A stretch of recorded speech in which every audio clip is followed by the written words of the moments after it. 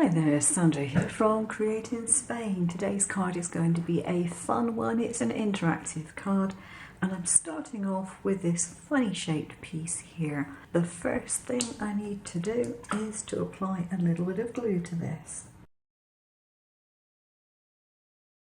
There we go. Now I'm using a fairly heavy duty card for this because I like it to feel substantial.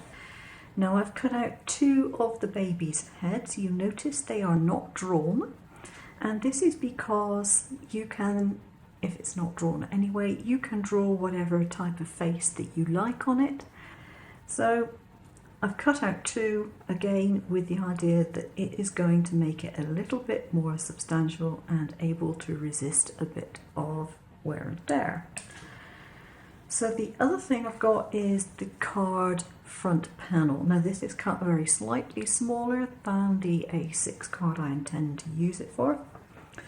And all I need to do is decide whereabouts that little hole is going to go.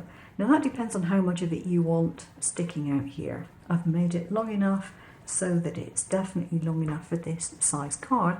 If you want to do it another way and put a hole over here and have some there, you'll need to make this longer. I'm just going to use a sharp tool to mark where that's going to go.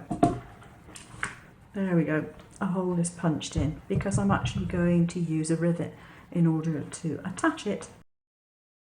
I've put my pieces of foam in place. Make sure that you can move this. If you put this to the right of the rivet, you won't be able to move it properly. It's got to go to the left of the rivet there.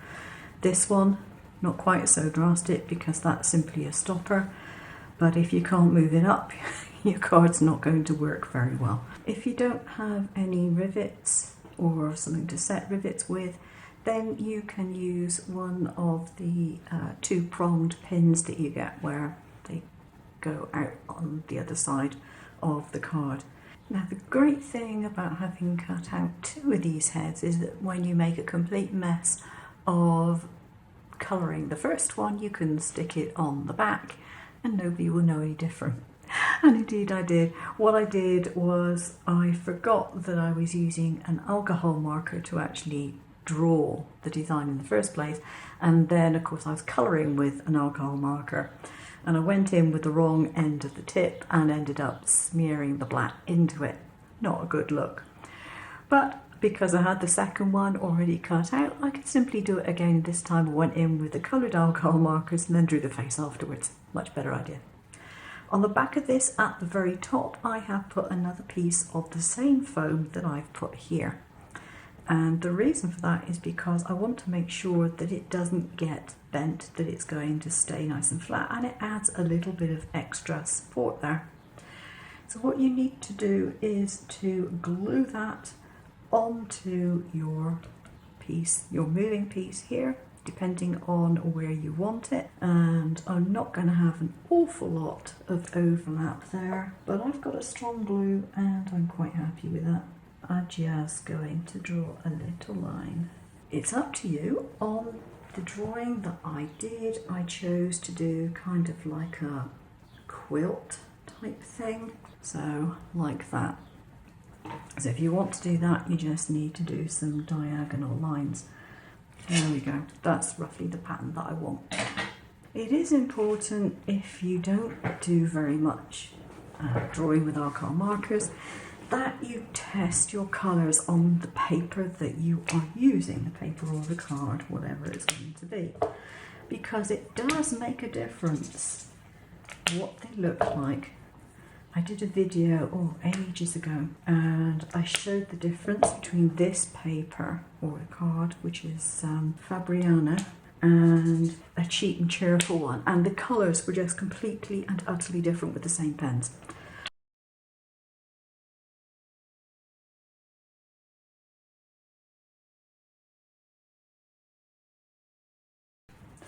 Okay, let's put some glue on the back of that. Not that you'd normally have sparkly blankets, but you know, we're not talking realism here, so if I want sparkle on it, I'll have sparkle. I decided that I would chop this down just a little bit, so I have, and I have put a layer of foam underneath so that I can eventually just stick that down on the top. I decided it would look a little bit strange without anything on here to indicate that there was something hiding. So I drew a couple of hands and cut those out. Haven't done any fancy colouring on them, it's just coloured with the same colour as the face.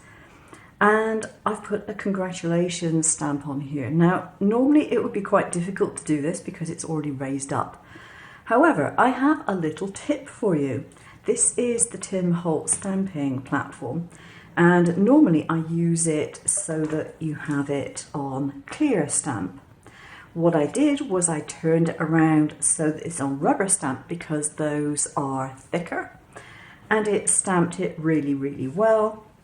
And the other thing I did was I used my little homemade tool that is designed for pressing stamps evenly, and you simply do that over the surface and it stops you from pressing too hard in one place and not hard enough in another. It evens out the pressure, and it stamped it really, really well, which, considering that doesn't have any support underneath it, I'm quite impressed with. So that's just a little tip there. I've put a little arrow on here, and so that's what's going to happen. I think that's so cute. I finished the card off with some little pearls on the blanket, and I have put a little bit of colouring down the bottom here because I wanted the definition, so I just brushed that on in the same way as I did that one. So that's it, the card is finished. Nice easy card for a newborn, whether it be congratulations or a birth announcement, come to that. And I think it's really quite cute, but it's so easy to do that anyone can do this one. Please leave your comments down below, like and subscribe if you haven't already. Thanks for watching, take care now.